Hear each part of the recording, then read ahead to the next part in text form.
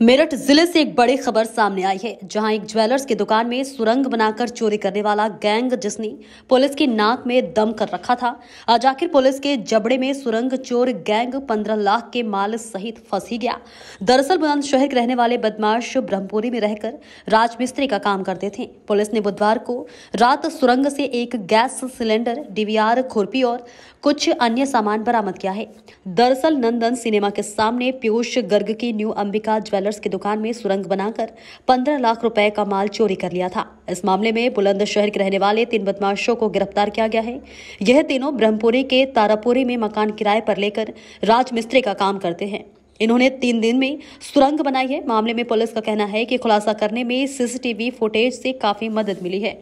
बता दें कि नंदन सिनेमा हॉल के पास पकड़े गए बदमाशों ने ही मयूर विहार निवासी हेमेंद्र राणा की दुकान प्रिया ज्वेलर्स में 2 बार सुरंग बनाई थी। पहली सुरंग 22 अगस्त 2022 और दूसरी बार कुछ दिनों पहले ही सुरंग बनाई थी। पुलिस आरोपियों से पूछताछ करने में जुटी हुई है। आज घटना का खुलासा भी कर सकती है पुलिस। विगत 2 माह से लगातार सुरंग के रास्ते सर्राफा प्रतिष्ठानों को लक्ष्य करके चोरी करने अथवा चोरी का प्रयास करने वाले गिरोह को पकड़ने के उद्देश्यों से वरिष्ठ पुलिस अधीक्षक मेरठ के निर्देशन में अपर पुलिस अधीक्षक नगर अपराधों के पर्यवेक्षण में क्षेत्राधिकारी सिविल लाइन के नेतृत्व में स्थानीय पुलिस, सर्विलांस व एसओजी टीमों के अधिकारी कर्मचारियों की विशेष टीम गठित की गई। उक्त टीम में 35 पुलिसकर्मी सम्मिलित थे। उक्त टीम के द्वारा दिन रात अथक प्रयास करके 150 से अधिक सीसीटीवी कैमरों के फुटेज का गहनता से विश्लेषण कर इलेक्ट्रॉनिक सर्विलांस तथा ठोस मुखबिरी के आधार पर घटनाओं में संलिप्त रहे अभियुक्तों की न सिर्फ शिनाख्त की गई, बल्कि उनकी गिरफ्तारी कर घटनाओं में प्रयुक्त उपकरण व चोरी गैस सामान बरामद करने में सफलता प्राप्त की है। और कहां से इन्होंने बनाने का आइडिया, कैसे पुलिस पहुंची उन पर? पिछले 2-2.5 माह से जनपद के जो शहर के हमारे 2 थाना क्षेत्र हैं, वहाँ पर नाले के पास सुरंग बनाकर और कुछ जो हमारे आभूषण बेचने वाले जो दुकानें हैं उनमें चोरी का प्रयास और एक दुकान में चोरी की गई थी, और जिससे कि कुछ सामान भी वहाँ से गया था।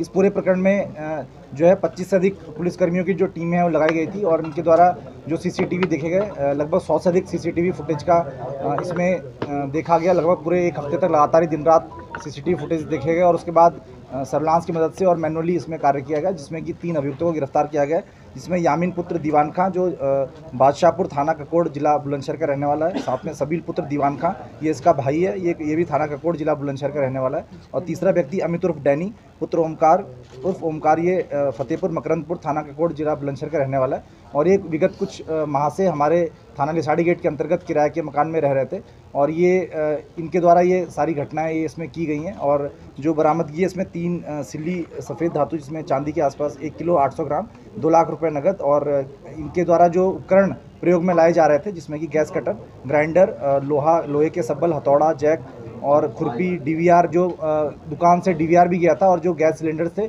इनके द्वारा वहीं पे जो नाला है, चौड़ा सा नाला है, जिससे ये घटना इन्होंने की थी, वहीं पर पानी के अंदर फेंक दिया था, इनकी निशानदेही के आधार पर इनको सामान को भी बरामद किया गया है। और इस पूरे प्रकरण में इन तीनों ही व्यक्तियों को गिरफ्तार किया गया, जिनका आपराधिक इतिहास भी है, जिसमें कि एक व्यक्ति के ऊपर 2 मुकदमे, एक के ऊपर 3 मुकदमे और एक के ऊपर 6 से अधिक मुकदमे हैं।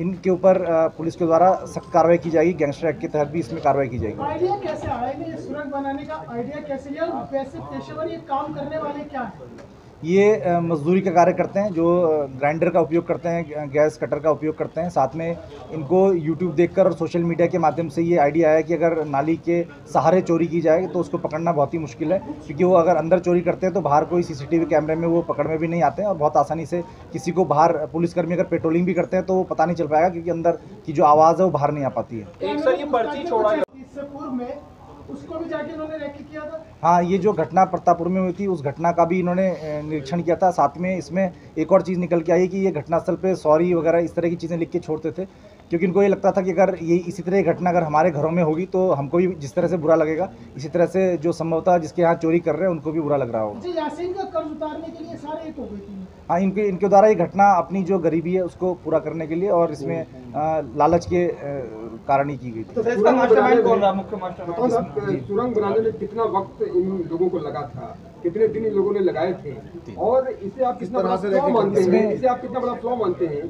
3 दिन तक अगर सुरंग बनाई जाती रही, फावड़ा चलता रहा, नाले की खुदाई चलती रही, गैस कटर ग्राइंडर का इस्तेमाल होता रहा, लेकिन ये चोर गिरफ्त नहीं आते।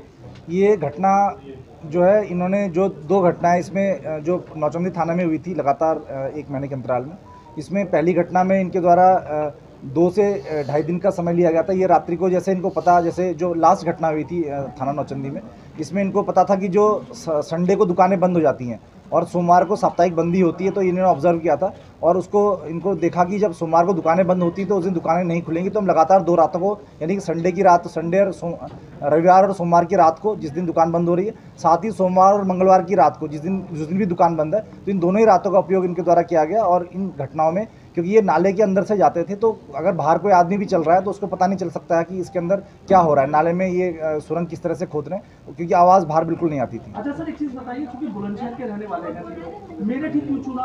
उससे पहले आपने देखा बाइकर्स गैंग का क्या था, वो भी मेरठ आए थे, तो मतलब मेरठ आने के पीछे ये क्योंकि ये है कि जैसे ये दूसरे जनपद के रहने वाले हैं, तो इसमें इनकी पहचान आसानी से ना हो सके। सामान्यतः ये होता है कि अपराध करने वाले को लगता है कि अगर वो जिस जनपद में जा रहे हैं उसी के रहने वाले हैं और वहीं घटना कर रहे हैं, तो उनका पकड़ा जाना आसान होता है। इस वजह से थोड़ा इसमें समय भी लगा, 7-8 दिन का समय लगा पकड़ने में, क्योंकि ये इनकी पहचान यहाँ पर नहीं थी, ये किराए के मकान पे रह रहे थे।